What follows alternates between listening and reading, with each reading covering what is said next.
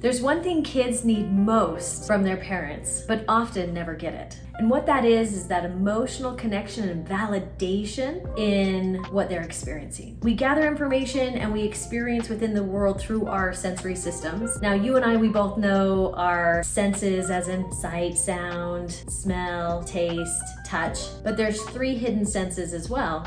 And that's going to be proprioception, that's my muscles and joints communicating information to my brain, interoception, which is my internal organs communicating information to my brain, and vestibular, and that's where is my body in space. These 3 hidden senses also contribute to information that contributes to what my experience is in this world and how I interpret that. From that, we're going to then connect into those emotions, and what's happening oftentimes is children are new to this world, they come in totally new, and they are receiving all of this information and trying to make sense of it. You'll oftentimes hear or you can research about sensory integration, and we'll see outbursts or tantrums and overwhelm because these little bodies are just getting this information for the first time and don't quite know how to organize it or what to do with it. Now, as the parent, what you can do is you can define and validate.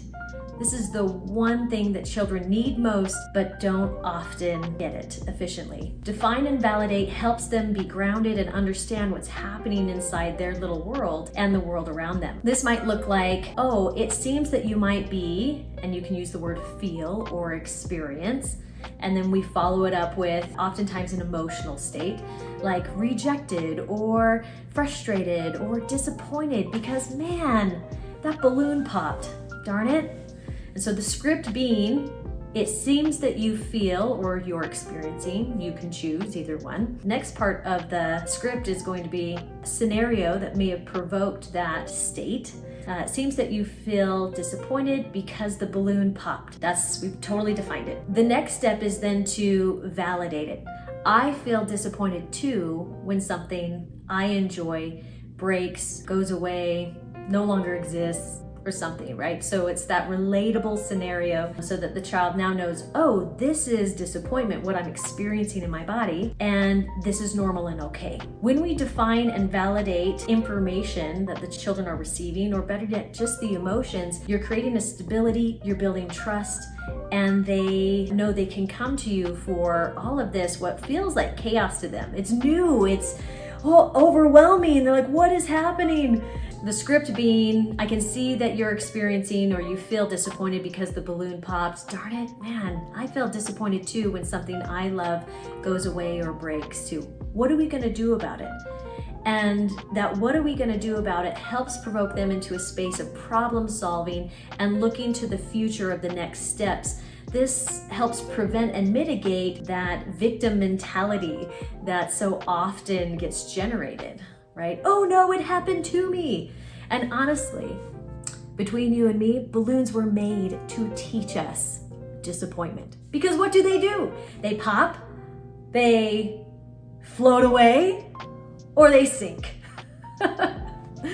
So, man, your child needs a little disappointment, give them a balloon.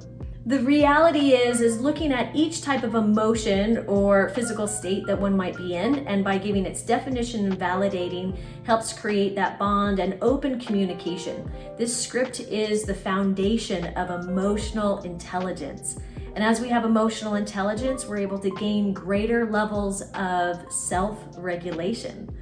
This example that I've given you today is co-regulating, where you are helping your child to regulate. So there's a co-regulation happening within that emotional state. And understanding that emotions come from the things that we experience within our world under our 8 senses.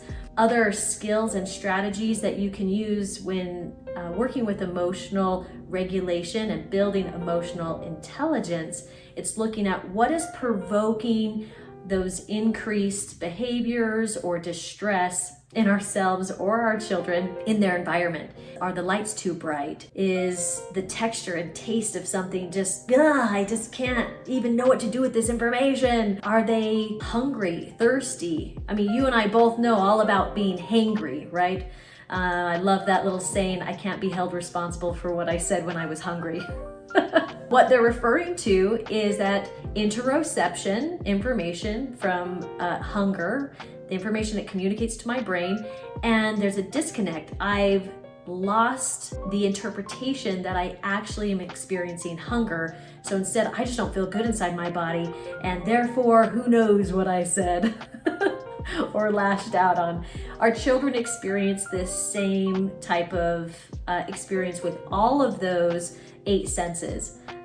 You've probably observed a child who will spin, spin, spin, spin, spin, and you're like, Johnny, stop spinning. You're gonna make yourself sick. He's gonna throw up. You know what? He probably won't. His body probably needs increased vestibular input to ground himself and find out where is he in space. Our children will show us what they need in terms of their sensory systems by their actions and what they're doing.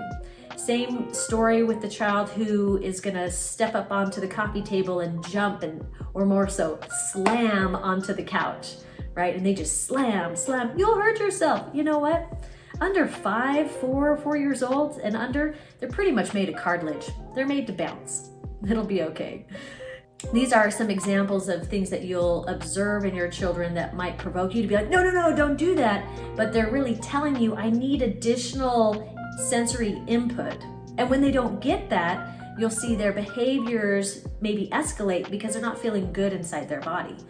And that's where we can take a moment, observe, what are you telling me with the actions that you're taking? And then work towards identifying and validating, then creating an environment where they can receive that sensory input. If we step a little bit to the left and focus more in on the emotional components and identifying and validating emotions, this is where we can help the children understand, and even ourselves, the full scope of the language. I really believe in setting and planting seeds of all the big words. I promise you, even the 3-year-old, 4-year-old, 5-year-old, and so on, they can understand it. So give them and plant the seeds of those big words. There's an emotional wheel by the Gottman Group, feeling wheel. And there's a number of other feeling wheels out there, great examples and a great tool to use, where in the center of the wheel, it'll have anger, happy, sad, and just kind of those core emotions that you're like, oh, you're upset. Oh, are you angry? But then on the next tier, it will have more specific terminology. Frustrated, hostile, disappointed, rejected, right? Might be under the anger pie slice. And then under the happy pie slice, you're gonna see confident, proud, maybe even surprised, excited. And then on the third tier of the circle, you'll have even more specific terminology that describes those type of emotional states. Share these words with your littles and your bigs. Use the actual words, because when I come to you and I say, oh, are you angry? Well, what kind of anger? Are you frustrated or jealous? Because you and I both know that frustration and jealousy feel and the experience of those are two very different emotions of what that experience is inside my body. And so help to identify these emotions using the real terminology helps set up our children for them to then regurgitate that later in life. Let me tell you a great story about my 10-year-old son. So I've been using the full terminology ever since they were super little, 3, 4, 5, 6 years old, and using the script that we talked about earlier. So when my son was 10 years old, he then came to me after a long day of work. I haven't seen him most of the week. I'm doing these long hours. We're just starting our business. It is pulling everything from me. And yes, I wasn't home. So I come home late one evening and I'm exhausted. It is straight to my room, I put on my jammies and I crawl into bed and I hear him, pattering after me going, hey, mom, hey, mom, will you do a tuck in tonight? Will you? Oh no, baby, it's a mommy tuck in. You come tuck me in. I got nothing left. And it's my lifeline, right? So he comes into my room and he stands at the side of my bed and I'm barely able to even hold my eyes open as he says to me, Mom, I feel disappointed and abandoned when you don't come home when you say you will.